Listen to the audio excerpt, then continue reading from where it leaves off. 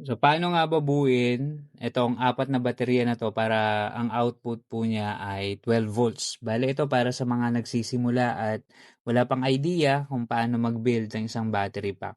So, sa mga nakapag-build na at marunong na po sila, hindi po para sa inyo ito. Okay? So, pwede nyo lang pong i-skip yung ating video.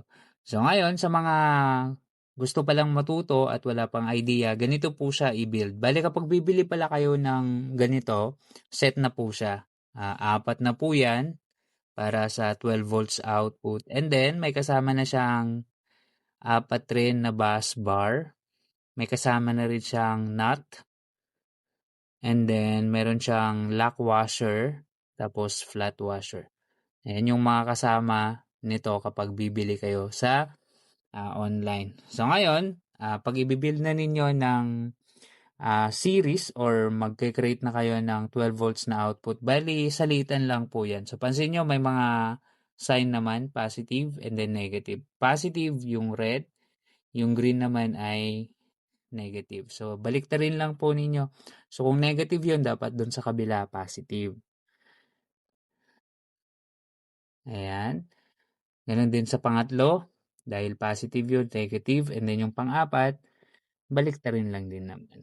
Ayan siya. So, ganito dapat yung kanyang formation. Ayan, para hindi kayo malito, ganyan po siya. And then, ang next step natin, ilalagay na natin yung kanyang bus bar. So, dahil negative to, positive, ilalagay natin yung unang bus bar dito.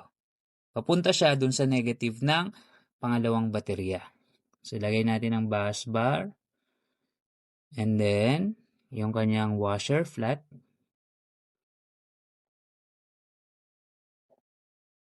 Tapos, yung kanyang lock washer.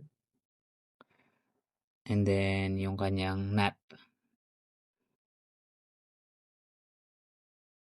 Okay.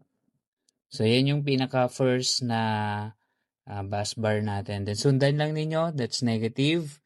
At sa kabila naman niya ay positive. So, papunta doon sa negative ng pangatlong battery. Then, ulit, lagyan natin ng bus bar. Ayan siya. Yung flat washer. Yung kanyang lock washer.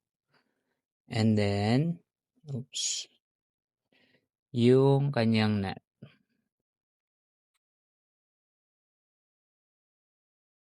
Okay? And then, so pansinin nyo, yan yung negative. And then, pupunta dito sa kanyang positive sa kabila. And then, dito na yung next nating bus bar.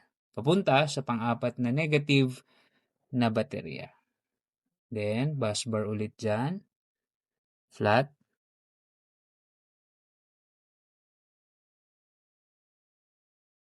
Kanyang lock.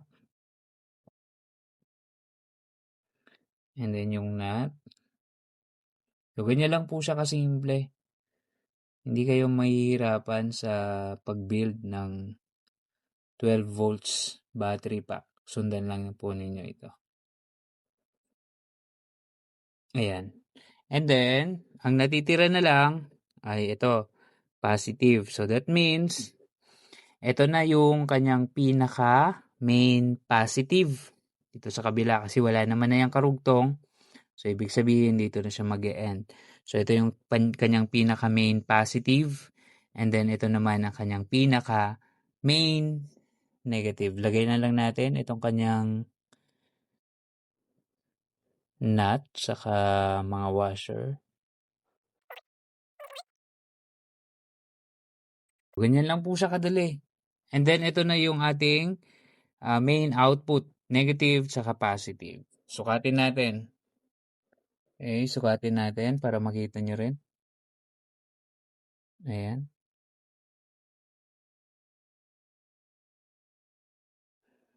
Ayan o. Meron siyang 13.16 volts. So, ito na yung paglalagyan po ninyo ng mga ikakabit ninyo. Pero before yun, kailangan nyo pong maglagay ng battery management system para sa protection naman ng ating mga baterya or even sa active balancer. So, ganun lang po siya kadali. Ganun lang po kayo mag-build ng isang 12 volts output para sa mga baterya na to. And then baka may magtatanong, paano kung medyo pataas naman yung formation ng baterya? May mababago ba? Wala. Luwagan nyo lang 'to. Luwagan nyo 'to, 'tong part na 'to, even dito. Luwagan nyo lang siya ng konti, 'yan. Ito rin, sa kabila, luwagan. Tapos itaas nyo na, sasama naman 'yan. And then, ganyan nyo lang siya. Ayan, baka tatanungin ninyo, yung formation rin na ganito. Same lang sila. Okay, then higpitan ulit. And then, ganun pa rin. Ito pa rin yung kanyang, anong tawag dito? Output. Yan yung dalawa. Same pa rin doon. Di ba? So, anumang formation, ganyan at ganyan pa rin yung susundan ninyo. Okay? So, hopefully naging clear sa inyo para makapag-create din kayo ng inyong sariling battery pack.